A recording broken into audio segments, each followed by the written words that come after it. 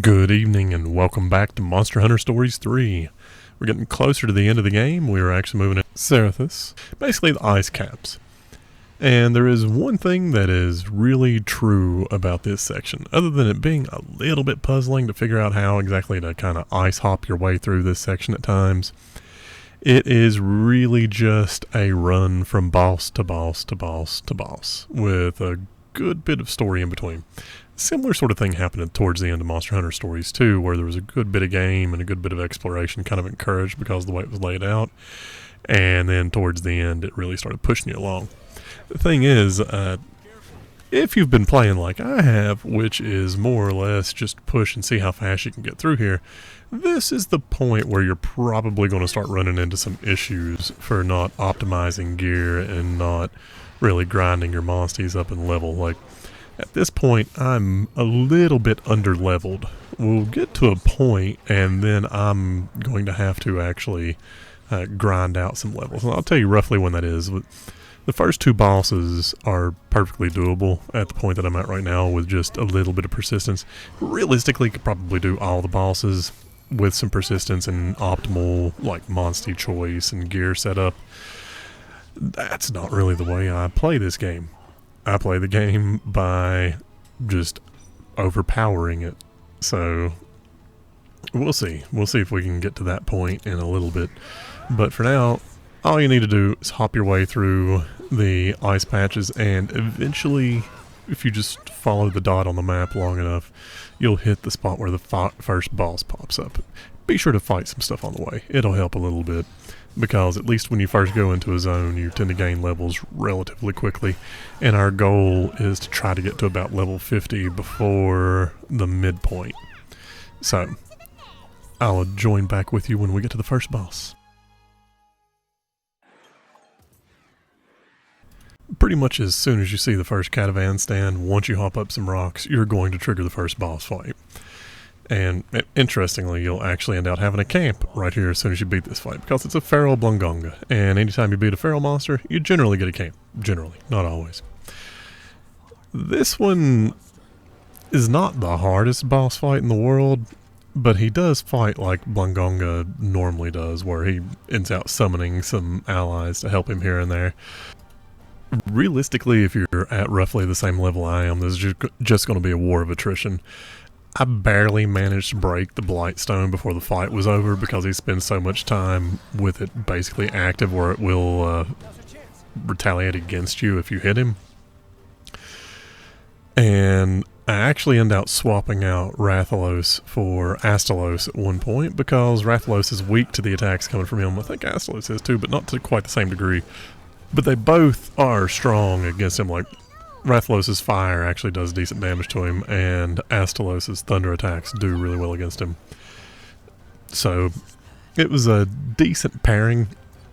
It's just a matter of time. Just be careful, take your time with him, and use items when necessary. He actually did take me out at least once, but this is not a terrible fight. At least it's not as hard as the one that's coming almost immediately afterwards. So, take your time with it, and you should be able to grind him out at this point. So, I'll let you watch the rest of my run through with him and pick back up after it's over. Counting on you. Thanks. Good one.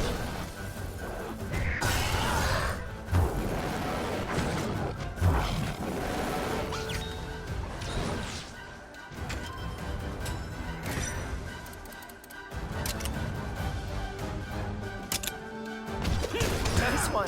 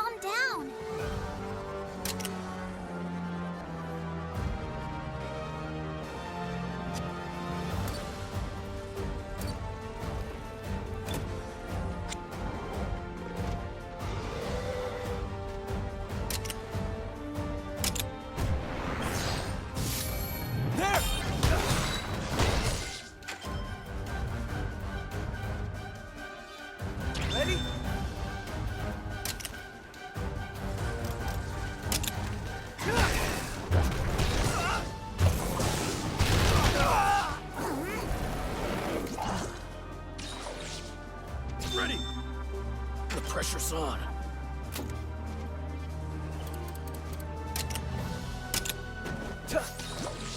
Leave it to me! Didn't work? This'll do it!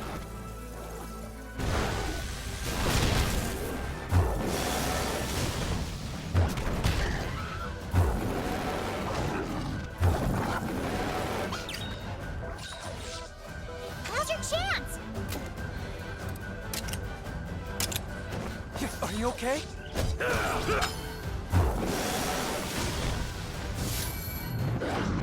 You alright? Don't push yourself. Watch out!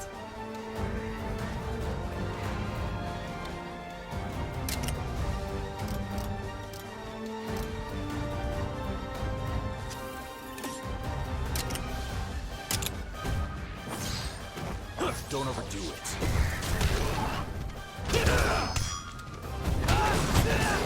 Help! Amazing! Nice one! You alright?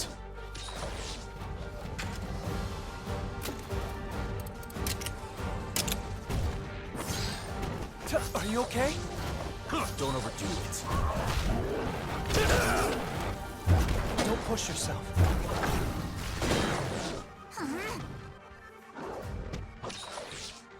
I won't give up.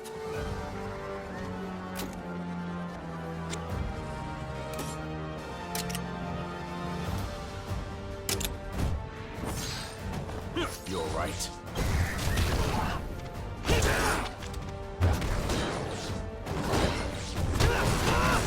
Now's your chance!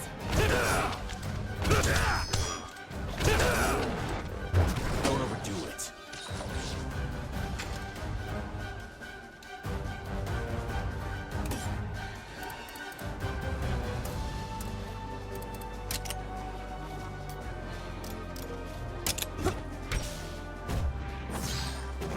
You alright?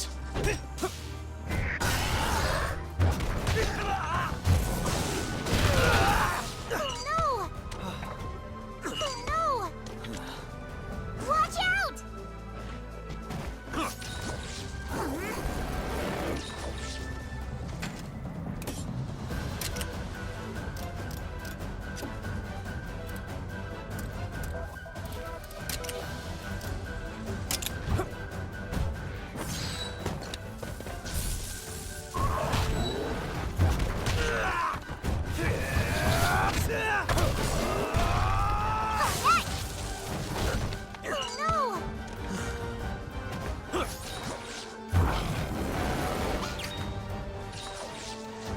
Ready?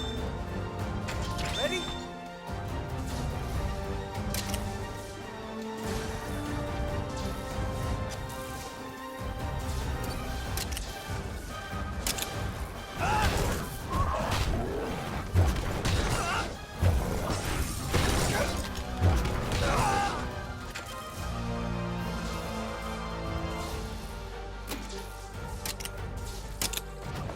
Are you okay? You did it! Help!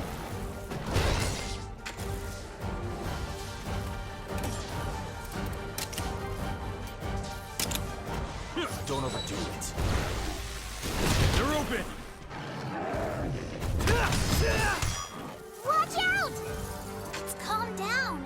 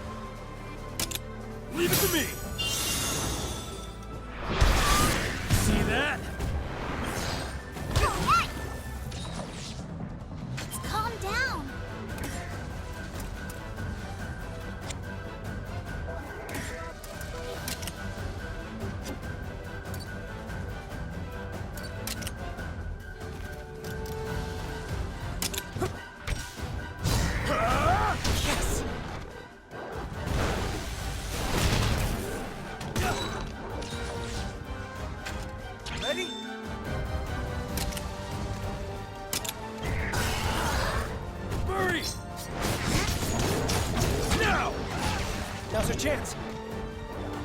Watch out! Now's your chance! All right. I got it. The power of friendship.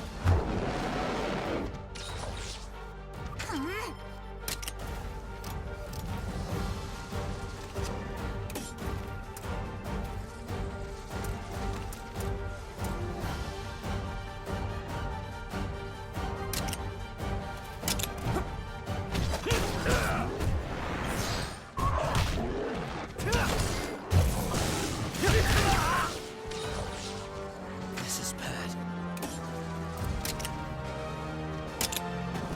You're right. All right. Keep it up.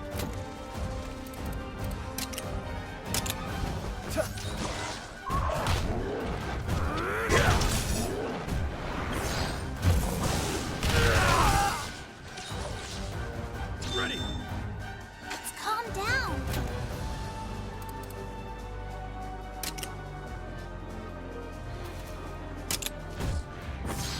Don't push yourself. Thanks. All right. Thank you.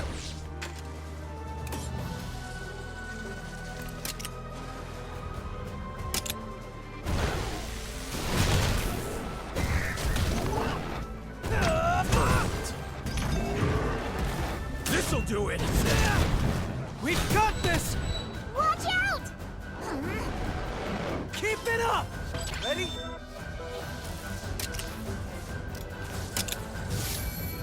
Let's do this.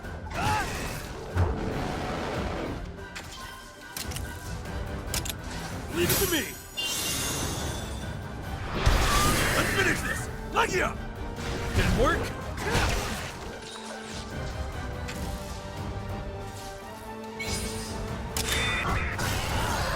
I got it.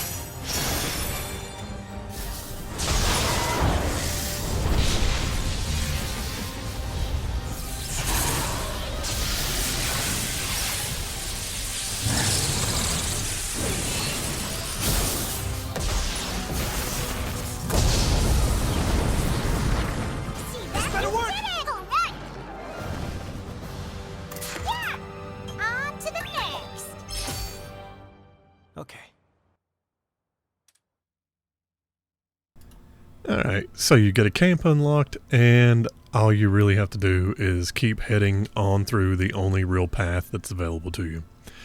Yet again, this whole section is basically just a corridor to go from boss fight to boss fight and cutscene to cutscene. And they throw a few monsters in between because you actually need them to gain some power.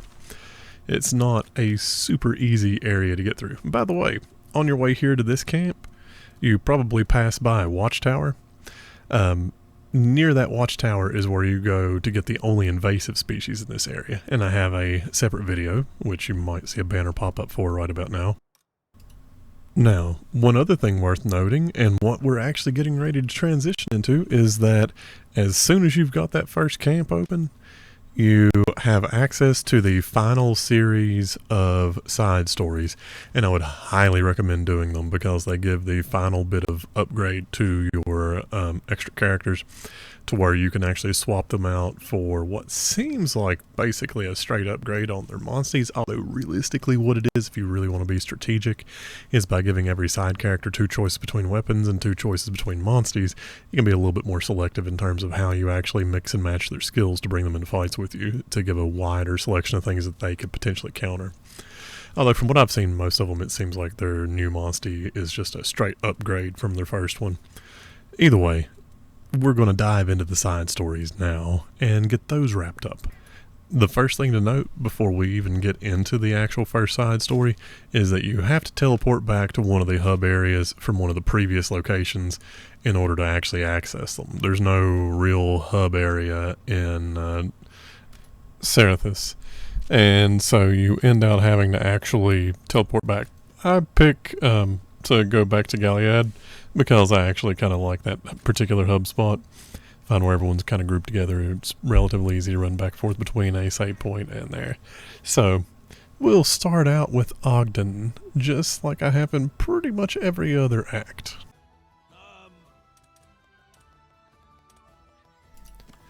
So this side story is probably one of the more straightforward ones for Ogden.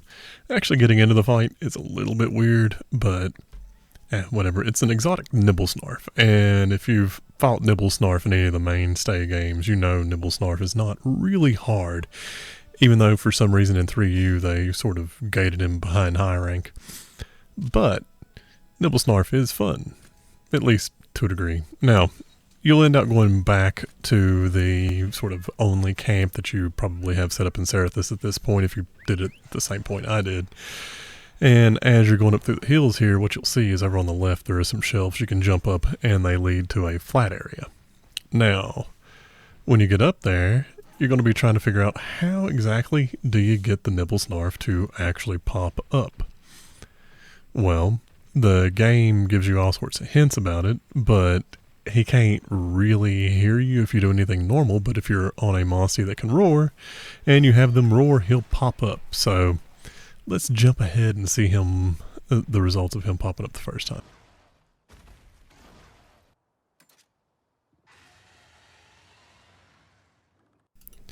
Alright, now it'll tell you that you can go up on the shelf over here and start figuring out what his pattern is. So what he's doing is every time you roar, it's going to make him pop up out of the ground at one of the spots where you can see the big mud patches. He pops up out of one and lands in another one. So what you want to do is just roar up here enough until you see him start to go through the cycle again, and just kind of remember the order that he's going through these. It's only like 5 or 6 different leaps, so it's not that hard. Just kind of keep track of where the first one and the second one were. And when you see him go back through the first one again, just move over and stand at the place where he would land in the second hit. And then you'll be into the fight. So I'll let this finish cycling, and if you actually have the same pattern I did, then you can just kind of use mine to figure out where you need to go stand.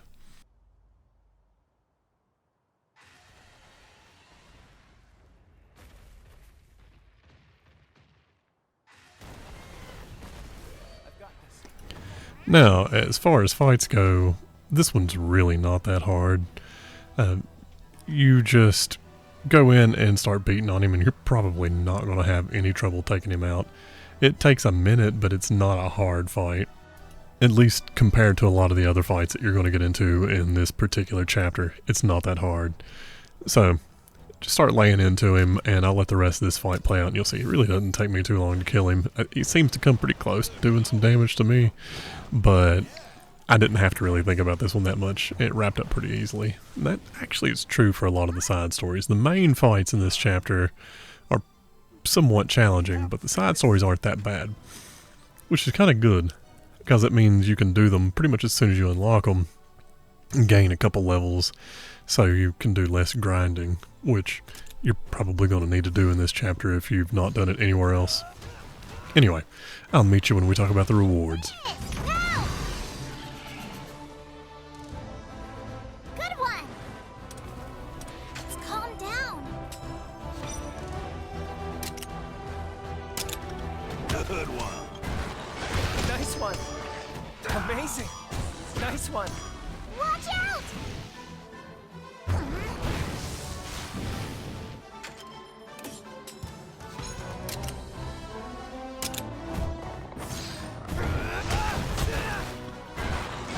Alright, now's your chance! Let's do this! Stop this!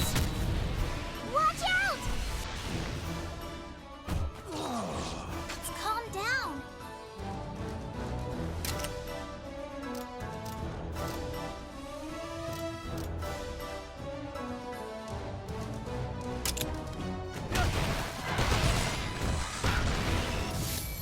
Hey! Yes! Counting on ya. Now's your chance. We're out of time. Now!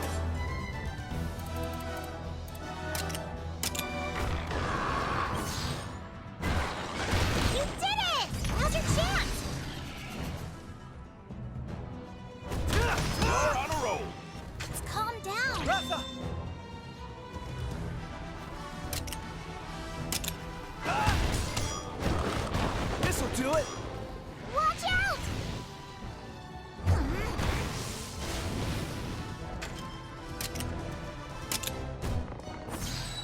Good one.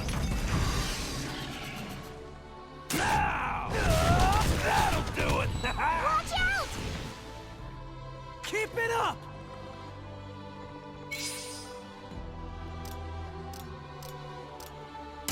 I got it!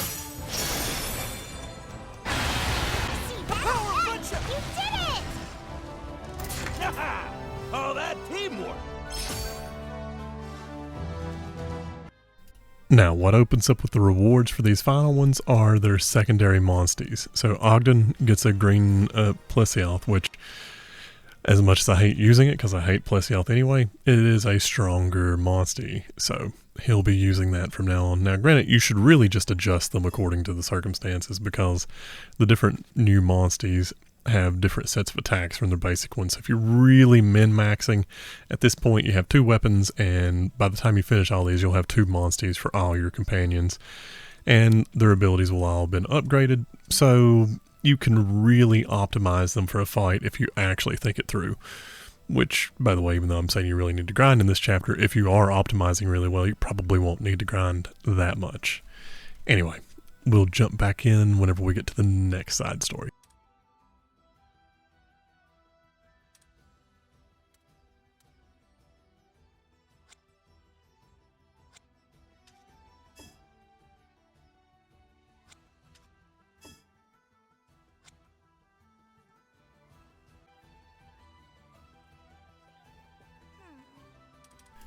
So I decided to finish out Thea's stuff next, because I actually find the Poogie races kind of fun, and it's a little bit of a shame that there's not more of them in the game.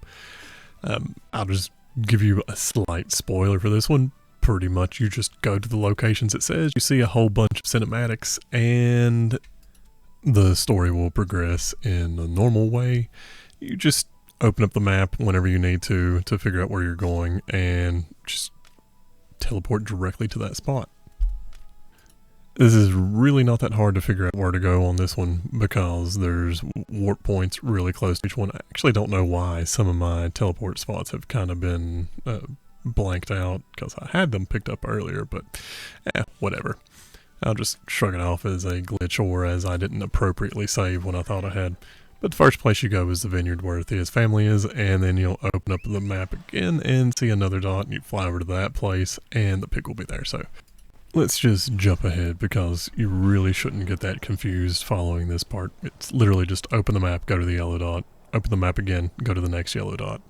None of them are hidden. It's super straightforward. Now, as for the race, for this one you actually get to control Thea.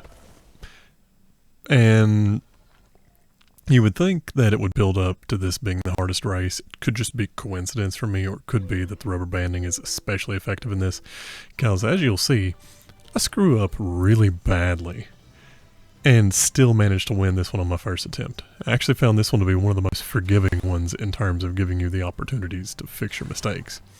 It has probably the most complicated track, but I think they over-adjusted the compensation for mistakes in this. So, anyway, I'll let the race pan out. You'll see what I mean. You almost have to screw up every single mushroom hit in order to actually lose this one. But I'll meet you at the end.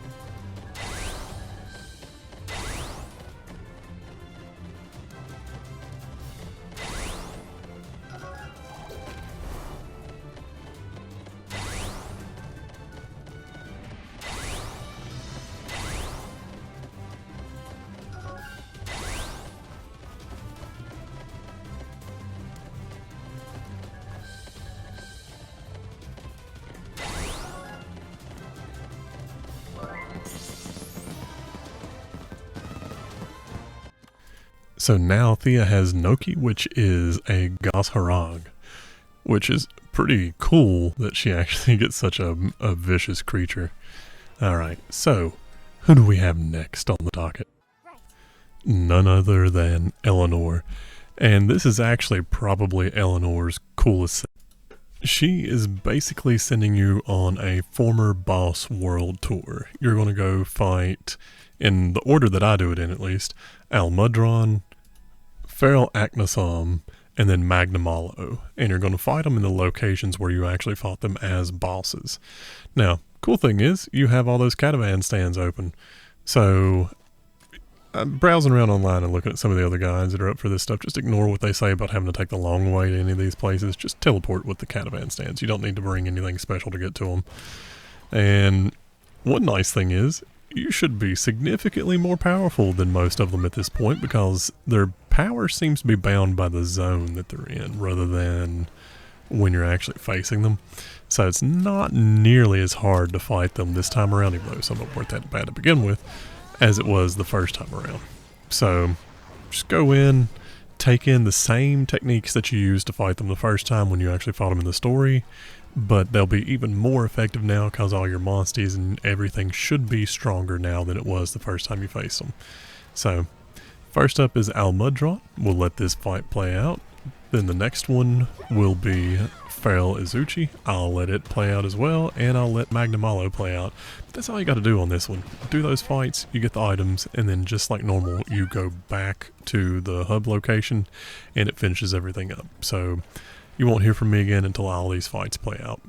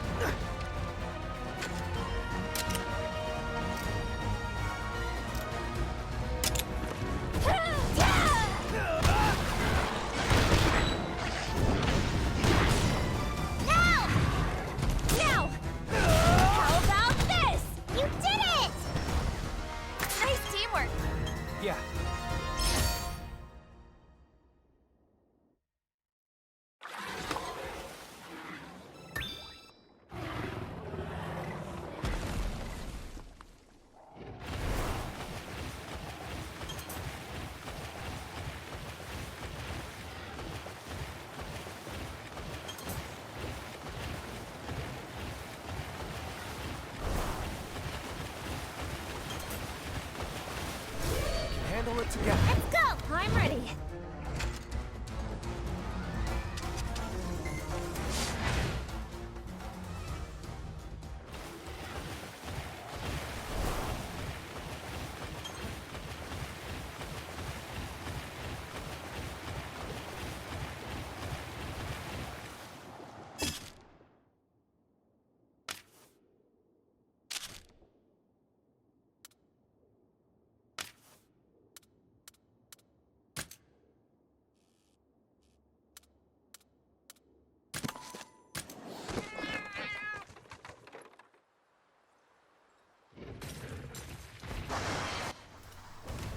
I really don't think you're going to need a whole lot of help with this one, but just in case, it's exactly the same as it was the first time you fought it.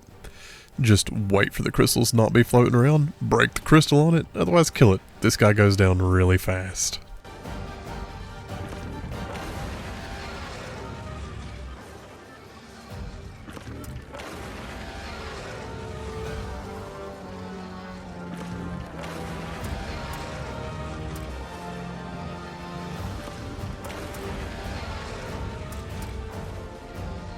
Let's go.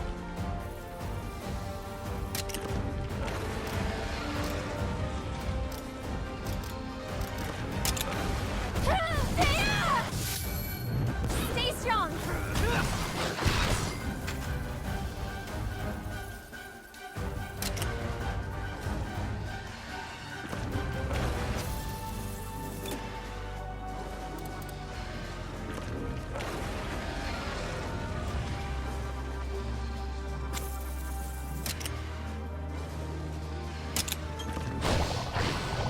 do it?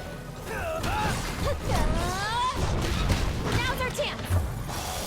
Don't push yourself.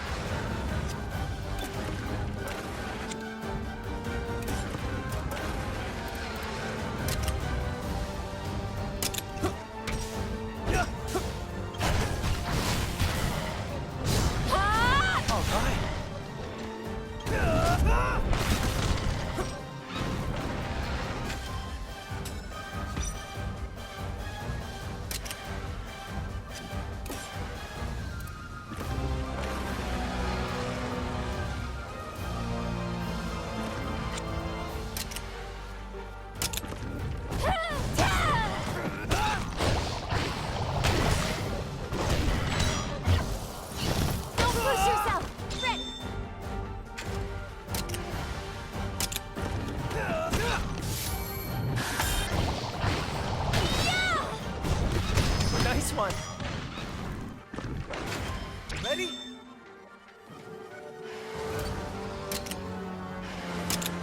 Hey! Excellent! Now's your chance!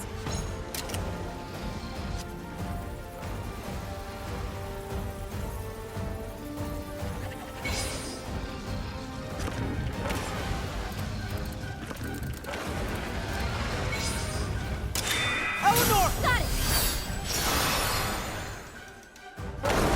See what we can do! Watch out!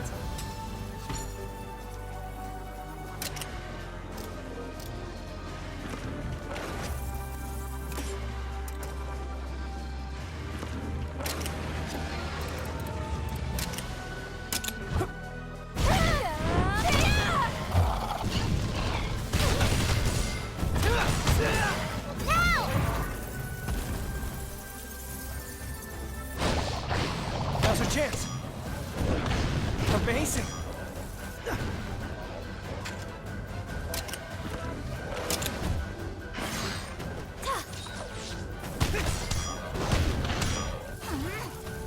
Watch out! Keep it up!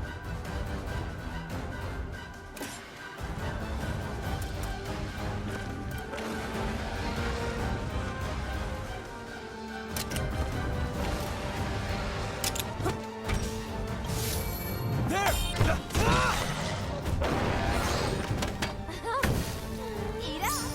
Okay.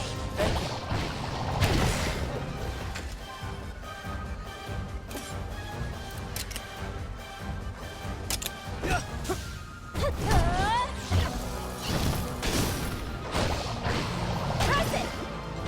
Nice one.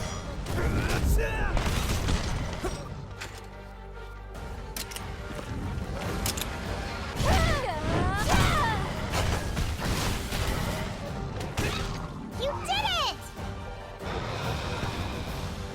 Nice teamwork. Yeah.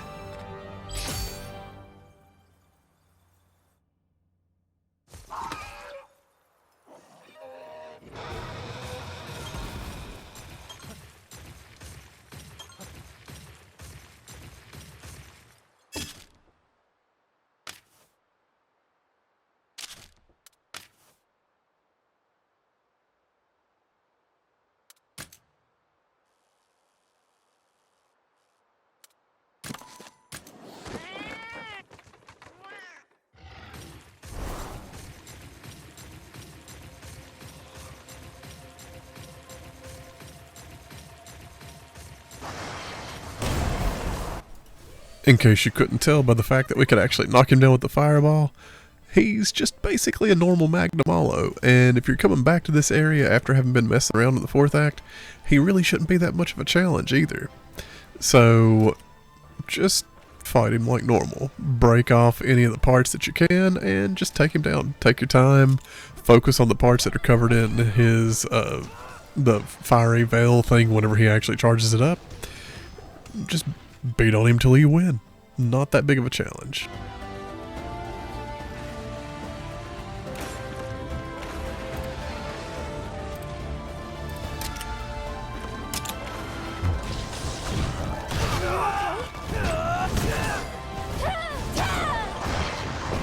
Amazing!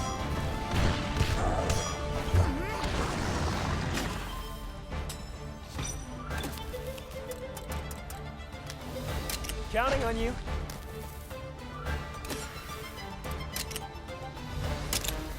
Nice one.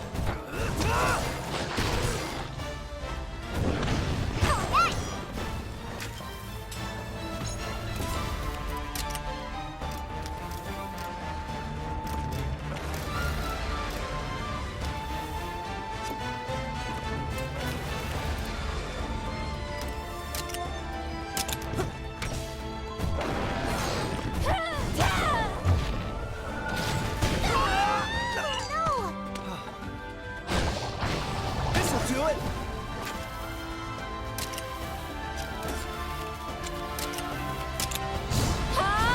Yes.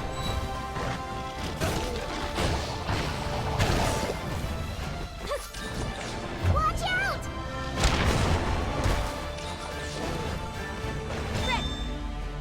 What?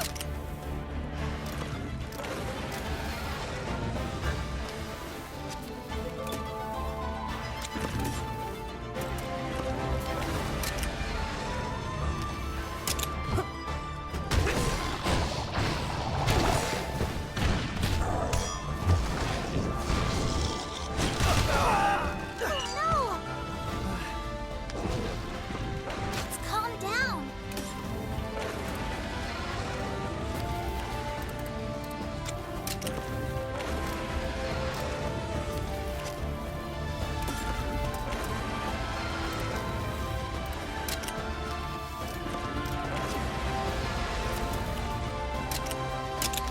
Thea! How's this? Now's your chance! I've got this! How about this? Now's our chance!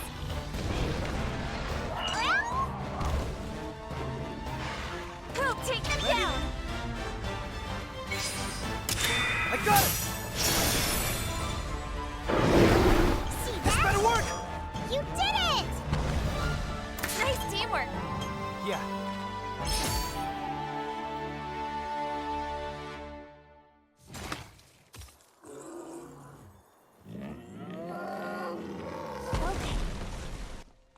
Magnamalo got a little bit tight there at the end, but that's just because it's a fun fight anyway.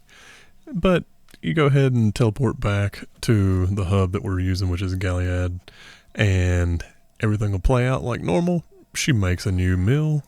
You get to see some more fun dialogue, and you unlock Glavenus for her, as well as the cooking note to get some more recipes opened up. And by the way, if you've noticed, these guys all seem to have off-color monsties that they're opening, and it's because they have that mixture of elements like you can get from restoring habitats. So that's a fun little twist on the things that you're opening.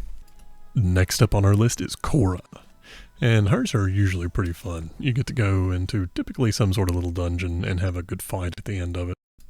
Alright, so for this one you end up having to head back to Serathis. So the monsties are a little bit tougher than normal, but that would make sense for her stuff because the monsties are almost always at least somewhat difficult when you're doing Kora's missions. Now, I'm going to let most of my travels in this spot play out because it can be kind of hard to navigate through the different ice flows there. But I'll chime back in when we get close to the spot that you're actually supposed to be at. So let this play out for a moment and jump ahead some. Go.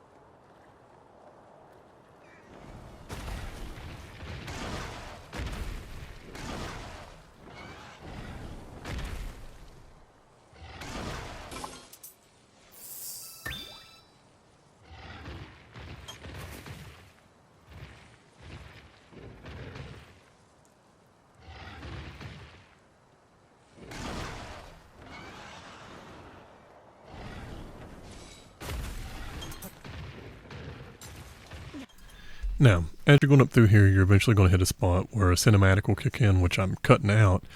And then once the cinematic's over, you basically immediately turn right. And if you look on the mini-map, you can see a little place where everything's kind of hooking over to the right.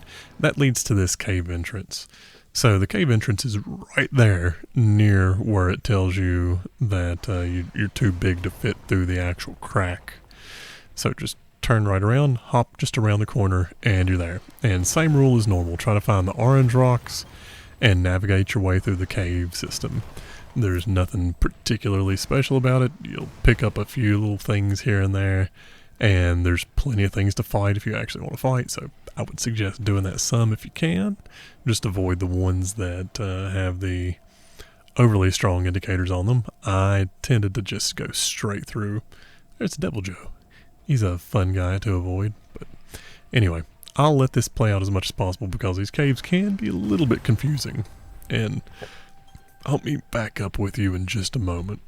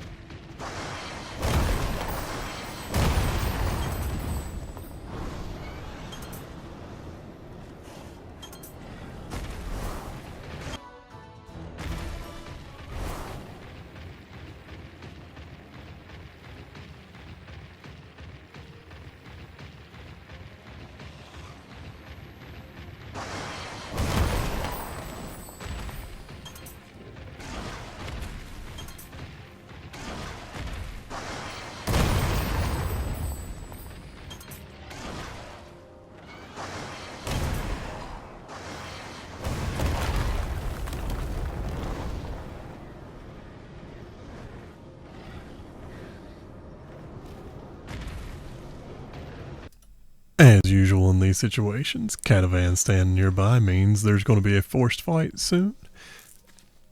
Generally not terribly difficult as far as the end bosses in these tunnels go. There's usually a lot harder things to fight as we're going along, but it doesn't ever hurt to drop an extra save. And this, despite having the boss length health bar, is just a standard Diablos. So, take it out the same way you would any of the other ones that you fought out in the field. Not a particularly difficult fight. It gets a little annoying whenever it decides it's going to dig underground and try to dodge a good chunk of your attacks. but it's not really that hard of a monstie to take out. So have fun with it, play around with your tactics, and maybe test out some of the monsties that you haven't maybe brought out as much as you would elsewhere. But where I like using the hammer, I took out the horns first. If you've ever wondered what my order of weapon rotation is whenever I'm doing fights that aren't like requiring that I fight particular parts, generally I use the weapon I enjoy most first, and then I rotate into the other ones. So I found myself really enjoying hammer in Monster Hunter Stories 3, so I generally start out trying to break the parts that let me use hammer. In this case, for Diablos, that's right off the bat, you can use it. So that's what I stick with. So let the fight play out, meet back up with you when we're talking about the rewards.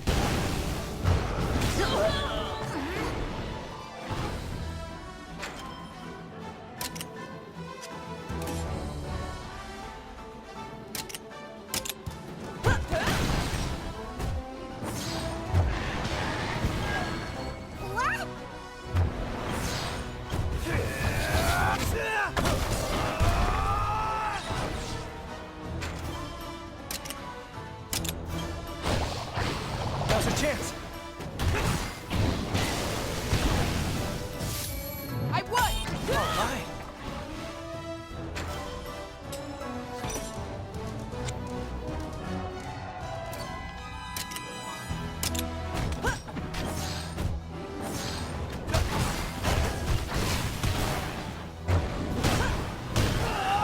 No! I'll survive. Watch out! Keep it up. Keep it up! You can do it! Okay.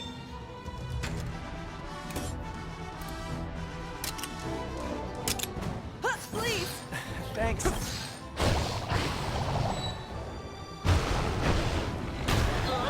Let's calm down.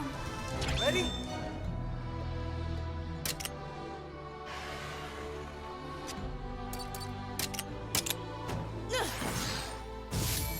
Nice!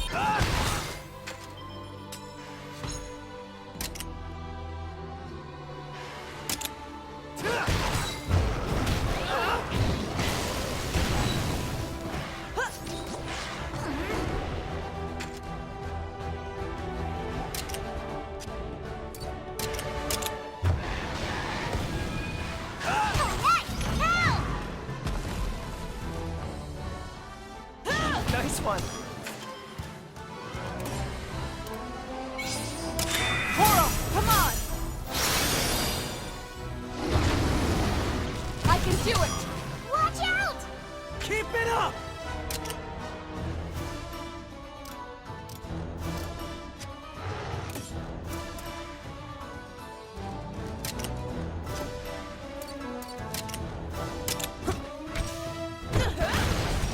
Now's your chance! Keep pushing! We've got this! You did it! Nice job! Whew, that's done. And this unlocks Garangolm for Kora, which I'm glad to see it get some spotlight in Stories 3, because when it did pop up in Rise, or was it Sunbreak was where it first popped up. When it popped up in Sunbreak, I thought it was a really cool monster that just kind of fell to the wayside because it wasn't really all that necessary to build anything from it, but it's a cool creature, so I'm glad to see it actually get at least some focus in the game now. Alright, now I do believe it is time for our main man, Gaul, and this will be our final side story, and that'll finish out all the side stories in the game. So, let's see what he has in store for us. So, without giving anything away about the actual story going on, you're more or less going to be sort of following a breadcrumb trail and going from place to place to place in this one. And the first place that you're going to go is the dig site outside of Galyad, and just jump all the way down to the bottom, and that will actually trigger the next little bit of story information. So you just hop down, go all the way down, and everything should sort of start up. Now, the actual number of places you get sent to is not really that bad. Like, once you talk to that guy, you have to go to another place in Tarakan, and as long as you actually picked up a decent number of the caravan stands along the way, you can just hop from stand to stand to stand. Once you talk to this one, you'll have to go back to Serathis, and Serathis is stand. If you play things around a little bit, you don't have to go the long way around. Like, it will actually let you sort of hop up some hills to get there. And you'll see what I mean in just a second.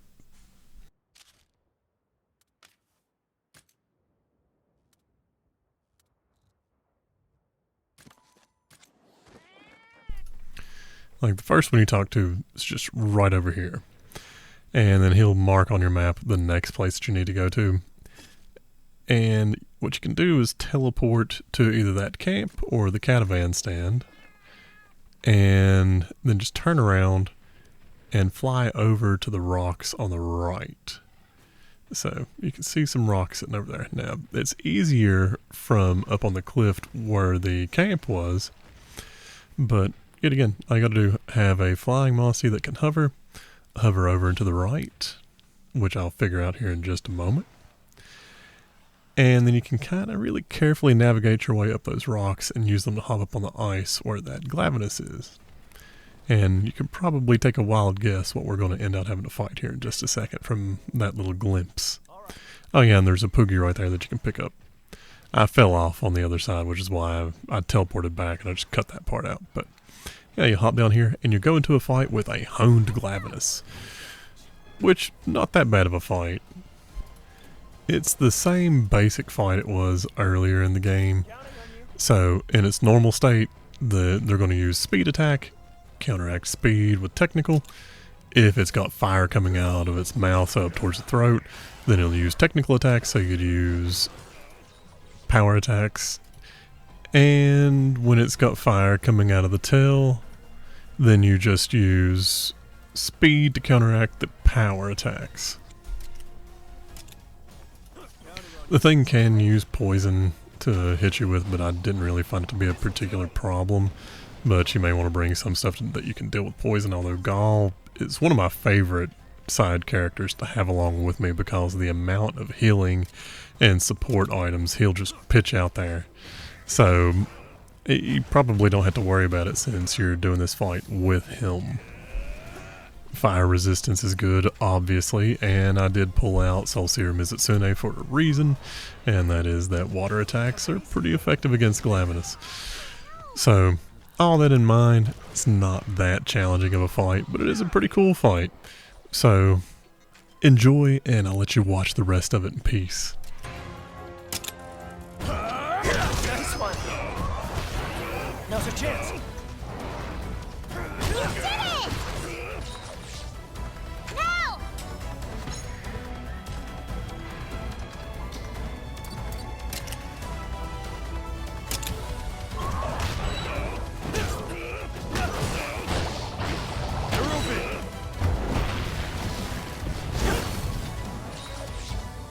Ready.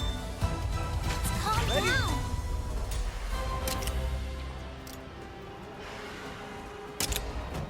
All right. Thanks. Nice.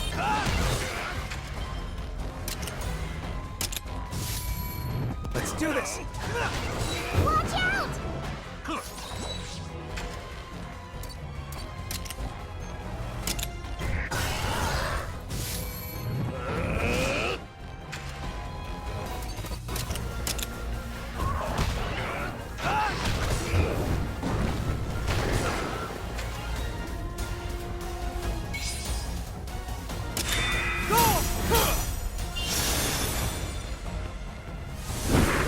That should finish it. Right! Right. Good one. You too, Captain. And with that, we unlock the ability to use Seragios with Gaul, and that is the final side story that we needed to complete. If you're playing on PlayStation at this point, you should get few achievements for finishing that one out and for finishing all the side stories. So, fun times. Now, back to the main quest, since we can now customize our side characters completely to our liking. And remember, from this point out, things get a little bit challenging, so probably go with the characters that you find the most comfortable to use in your second spot. It actually took me a couple tries to get the next boss down, and if you want to know which side character and monstie that I used for that fight to finally win, it was Gaul with Serathis, and I used Astalos as my main attacker. So if you have something similar to me, you may want to build up a good thunder monstie on your way to the next one, which is not that far down the road. Boss fights are going to start being thrown at you like candy from this point out in the game. And it's pretty reminiscent of what happened in the last Monster Hunter Stories game too. There's a pretty rapid run from boss to boss to boss as you go towards the end of the game. But I'll see you in just a moment, because the route to the boss is pretty much a straight line. So let's get there and actually talk about what you do in the fight. Alright, so Goss Harag actually took me a couple tries to beat this guy. And so somewhat brute forced it, although I will say Gaul is really good to lean on. He starts out doing power attacks, so you want to counter with speed at the beginning. Then eventually he'll get enraged, and he has two different enraged states. One, he covers his hand in blades, and when he's in that state, he's just going to do skills. So this is the time to do things like ride your monstie if you want to sort of share your health, throw up some defensives, anything you can to kind of protect yourself, which is not what I do. I just still kind of go all in. I'm not very good at actually playing with the correct level of strategy when it comes to these fights. But yet again, that's where Gaul comes in. He's helpful in that. I was never able to do quite enough damage to break the ice off of his hands, although I imagine if you're significantly overpowering this fight, that's a possibility. Probably make it a lot easier. When he has his fists covered in what look like wrecking balls, then you can actually counter those by using power attacks, because they are regular technical ones. So by all means, do that if you have the ability to. But he can deal some damage pretty hard. And the first time I fought him, I actually got real close to killing him, and then it was like 5 more times where he wiped me out by like halfway through the fight. So I went, did some things, leveled up just a little bit, and threw Gaul in, and he's not that bad. So now I'm stuck on the next boss. But that's just the fun of this part. The game actually gets to where you really have to start trying to think a little bit more strategically than just overpowering things. And I kind of refuse to do that. I'm trying to figure out the least optimal way I can get through these fights, if that makes any sense. Like, so you can watch me do it and be like, okay, yeah, no, this jackass was able to do it without actually really doing anything you're supposed to do. So I should be able to beat it if I actually optimize even just a little bit. Anyway, I'll let the rest of this fight play out, and we'll pick back up on the way to the next boss, because it's yet again just basically a straight walk to the next boss fight.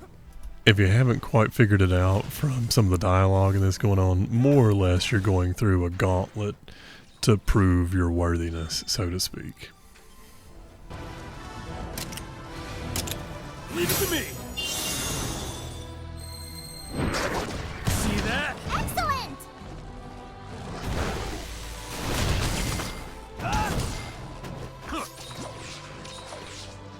Come on, everyone!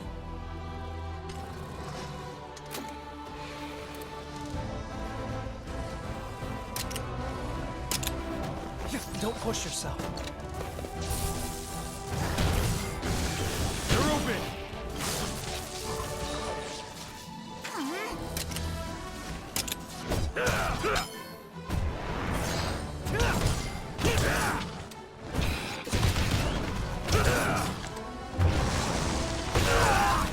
Watch out!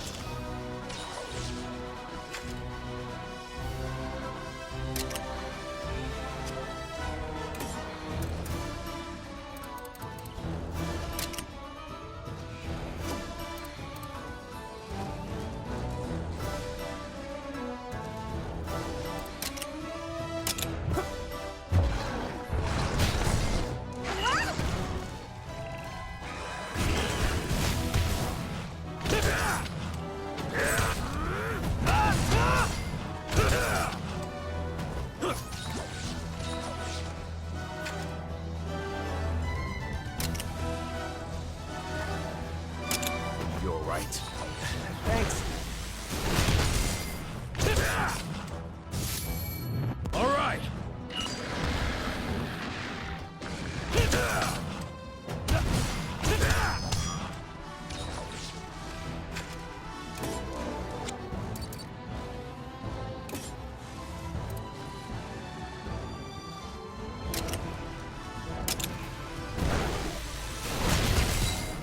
Murray! This'll do it. Now's a chance.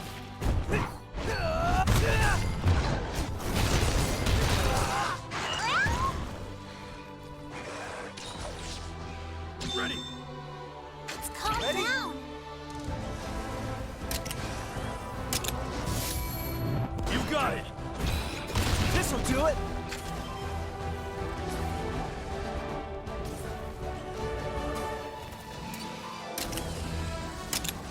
You did it! Help! Nice one. Keep it up.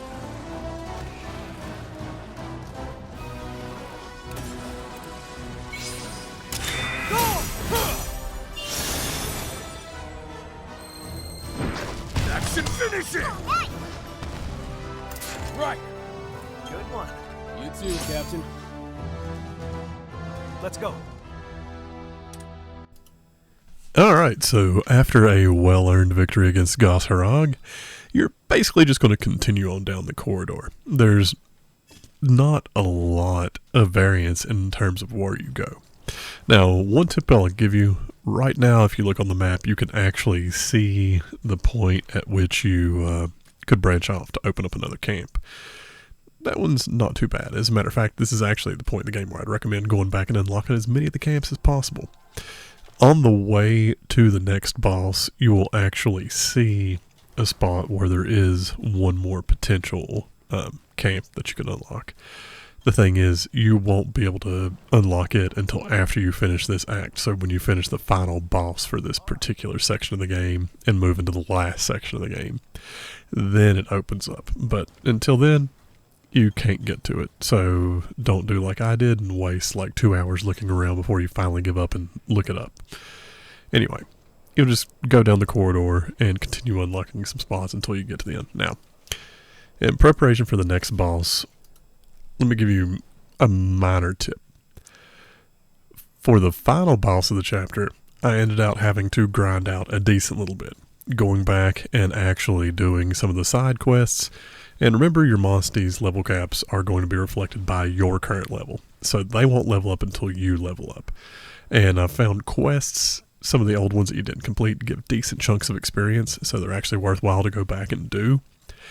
To beat this act, I ended up needing to be around level 58 or 57. I can't remember exactly which one it was whenever I went to the final boss fight. I do know I barely ground any to fight the next boss, and it was a decent bit of challenge. So the reason why I'm mentioning that now is if you want to actually go ahead and do some grinding, it'll make this next boss easier for you than it was for me. And if you notice just now, the egg that I picked up had a Rathalos. So we're finally at the point where we can actually start grinding out some decent Rathalos genes. So if you've had difficulty actually getting genes for your Ratha, you can pick up some good ones now. That's another thing to do. Go through and make sure you've actually filled in your bingo cards for your genes on all your monsties. This is the point where we're actually going to have to start priming our characters a little bit. Levels aren't thrown at you quite as easily unless you actually go out of your way to do more challenging fights. And just a bunch of things start coming in. The game actually wants to give you a little bit of a challenge towards the end. The easy way to counter that is to just basically power level your way up. But it's not that easy to do in stories, at least not until you get to the complete end game. So, go back, open up camps, do habitat restoration. Great time to go do side quests and stuff because it will actually get things leveled up for you. One thing that will do you well in the long run is getting some dragon gear and dragon resistant armor. So dragon attack weapons and dragon resistant armor. That will do well for both of the next fights. So at this point I'm going to jump ahead to the boss so we can actually start talking about it. So after fooling around quite a bit, I had went and unlocked the catavan stand. This one is the one that's just before the boss fight area. Just a little bit past this archway here is when the next boss will trigger. And that boss is going to be, drum roll in a little bit of a wait,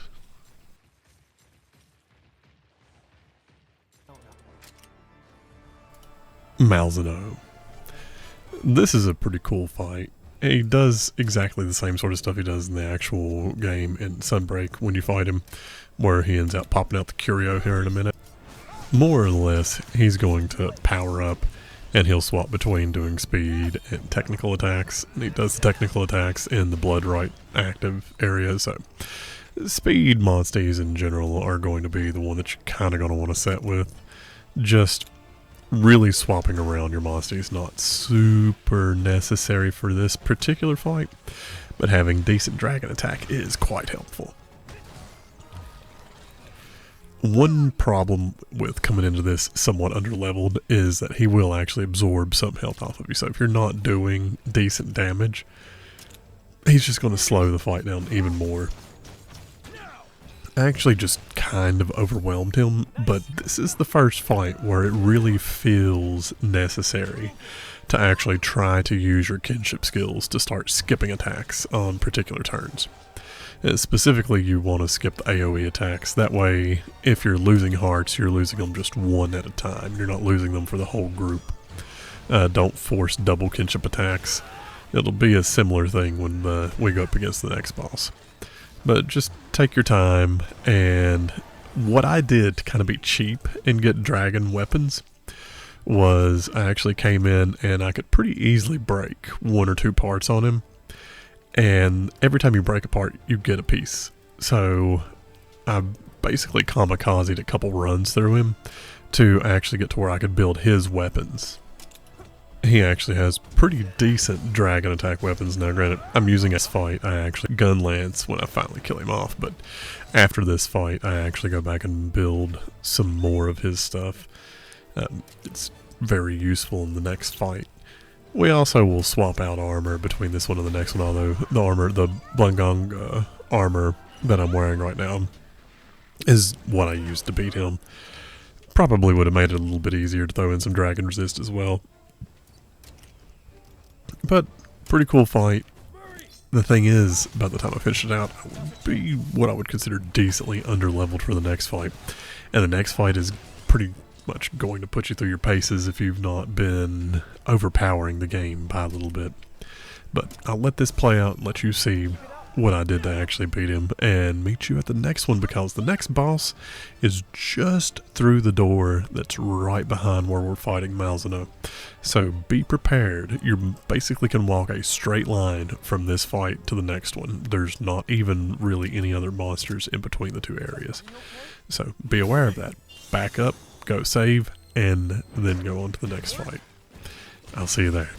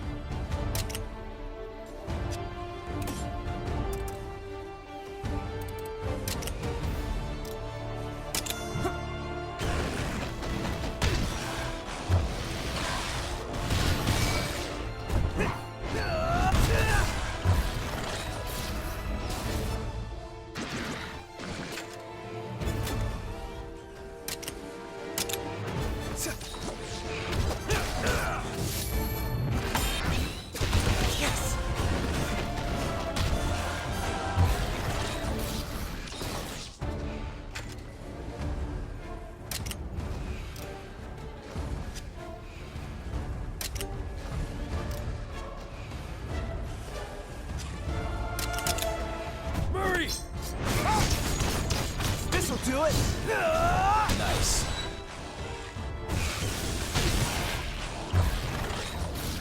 Watch out!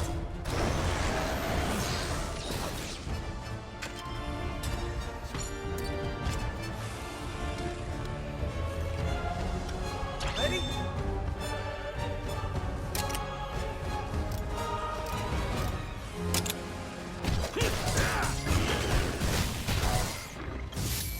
There!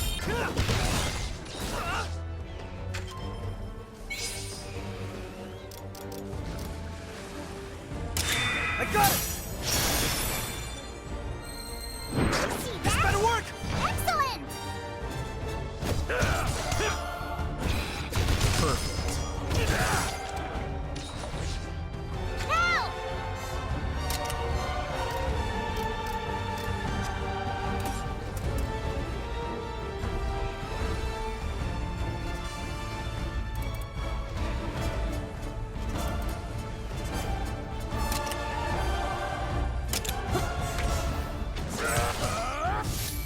Nice! Good one. They're open!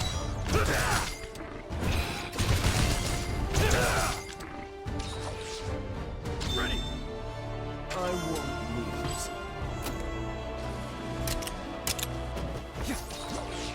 Leave it to me! See that?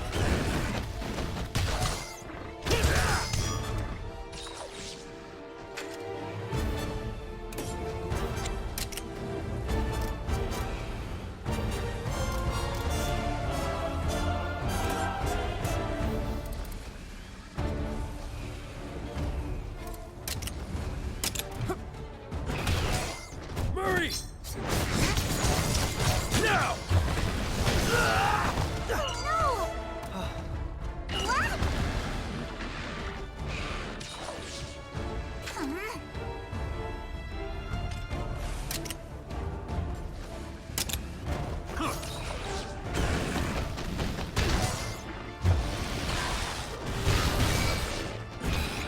Well done.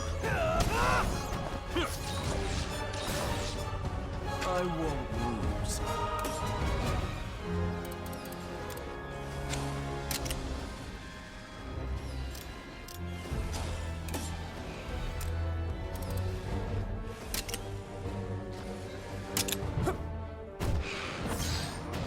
Don't overdo it. You did it! Right! Good one. You too, Captain. Careful. Alright, like I said, you basically just go through the doorway behind Malzeno and go down to the center of this area up here. Be sure to pick up those Mega Demon drugs. They will probably come in handy. And they're just sitting right there for a reason. So, this next boss, while they may have not really been as much of a challenge as people thought they were going to be in their own game, they are a significant challenge in this. Arkveld. So, if you're coming into this fresh from Wilds, Arkveld's probably really up in the front of your mind. The way this fight works is on a cycle. He builds up energy, and then he will unleash a mega powered attack against you. The first time around, you really just kind of have to take it on the chin, because that's the way the story plays out. But after that, it will give you a warning that you're building up to it. And what you need to do, this is a fight where it's super important to be doing as many double attacks as you can to equip skills and armor that will help you build up kinship very quickly, because you're going to need to use those kinship skills to skip some of his attacks if you actually want to finish this fight. Now, to finish it in general, the second time you're building up to him doing this attack, Ratha is going to have to be able to fire an enhanced fireball at him to overwhelm him. So what you will do is, as soon as he actually fires off the attack from that buildup that he just did, you're going to hit Ratha with a Mega Demon drug. Now, if you level up, I think it's to around like level 60. I think he's just naturally strong enough that he can do the attack to begin with. Also, by the way, you'll notice my armor and weapons shift about halfway through the fight. What happened was I lost the beginning part of the fight where I actually win, so I just clipped two together. But I'll tell you the armor that I'm using here in just a moment. Now, obviously, we're not going to be able to survive that mega attack more than once. And that's even with me being much more leveled than what I am in the second time around coming into this fight. It still hits you hard when he gets up to it. But you throw out the Mega Demon Drug immediately, because unless you really mess up the way you do these turns, Ratha will be sitting fine to actually be able to do the attack. And after this first round, one thing to remember, you're going to have to manually command Ratha to actually do the Savage Fireball. When it gives you that message, go in and input it, because he won't do it automatically, and it will kill you if you don't do it. So you have him do it, and then it skips it. The thing is, it doesn't prevent him from charging up to do this attack again later in the game. So you need to kind of hold on to your kinship skills so that if he ever gets to the point of doing that again, you can actually use the kinship to skip that turn, and then he'll go back to normal. Now, as far as Arkveld's attack pattern, he will use power attacks when he actually has the dragon mantle up, but he uses technical attacks under his normal state. So having Ratha out will allow you to actually counter him most of the time when he's actually going to do a just counterable attack against Rathalos. So really leaving Ratha out for this whole fight. It's the way the fight's been built. They don't really seem to anticipate you swapping around a whole lot in this. And one thing that is at least nice about his dragon mantle state is that he becomes susceptible to a whole bunch of different things. But it looks like it's going to look like he's resisting your attacks at first. But if you have dragon weapons on, then he'll actually start taking decent damage from it. And it helps a lot to have dragon resistant armor. What I actually did was went back to a previous area and got my Stygian Zenogres back out and built the Stygian Zenogre armor. And you'll see it switch to that in about 5 seconds, because I'm just a couple seconds away from losing this attempt. And now we jump into the next one, and there I am with the Stygian Zenogre armor and everything in just a little bit better shape. But you're wanting to try to break his chain blades. And eventually when you successfully do that, you start sort of depowering him a little bit as you actually start successfully breaking pieces of him. But it's still a challenging fight. I was, like I said, close to 60. I was like 57 going into this fight. And I still had to actually time things well and start paying attention, learning the patterns that he comes out with, and manually using my kinship skills to skip his bigger attacks on the occasion where he would actually build up to it. I prefer using Gaul, because Gaul will at least occasionally throw some vitality essence out for you. And I haven't really dug around to figure out if there's a consistent way to get vitality essence. If you have plenty of them, this is a good fight to use a couple. But it's a challenging fight. You really want to bring in your dragon weapons to maximize your damage, and you need to get your levels caught up a little bit if you don't want it to be overly punishing. But fun fight to keep going along with. Keep Rathalos powered up as a just in case. I never had him actually use a fireball to counter the big attack other than the one time. So I don't know that it actually helps other than just killing Arkveld a little bit faster. But you'll see when you get there. This is one of the more challenging fights that we've encountered. Even the first real boss fight in the next chapter is not as hard as this. So if you can beat Arkveld and do it semi-comfortably, you're going to be okay at least for a little bit. But we'll talk about that in the next act. So since this is the last fight of this act, we'll let it play out, and I'll show you that when this finishes out, after all the cinematics pass, we're finally back in Azuria, and we'll be working our way through the end of the game and the last act. So if you watched up to this point and you've watched the rest of this series, thank you, and I'll meet you in the final act. Remember, if I can beat it, so can you. Enjoy. This'll do it!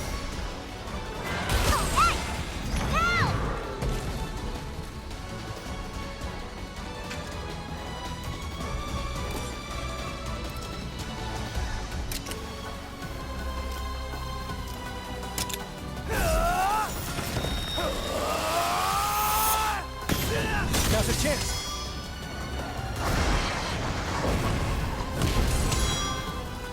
Watch out!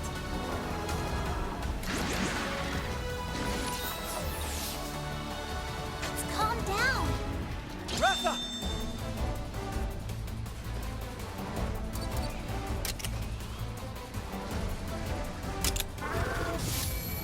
Too slow! All right.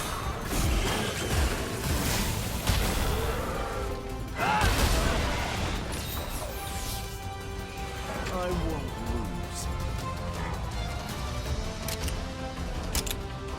Murray! This'll do it!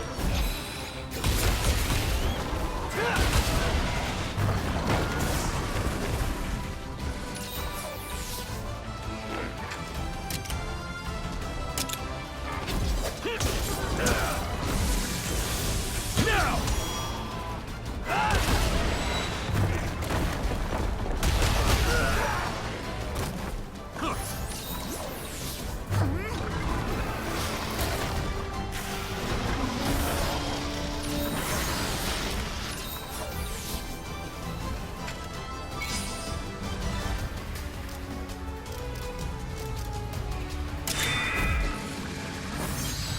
I got it!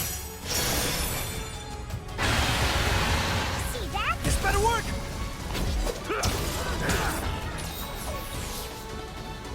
Ready! I won't lose.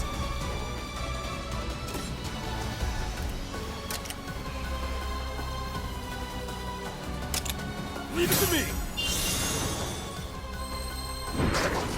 See that? You did it! All right!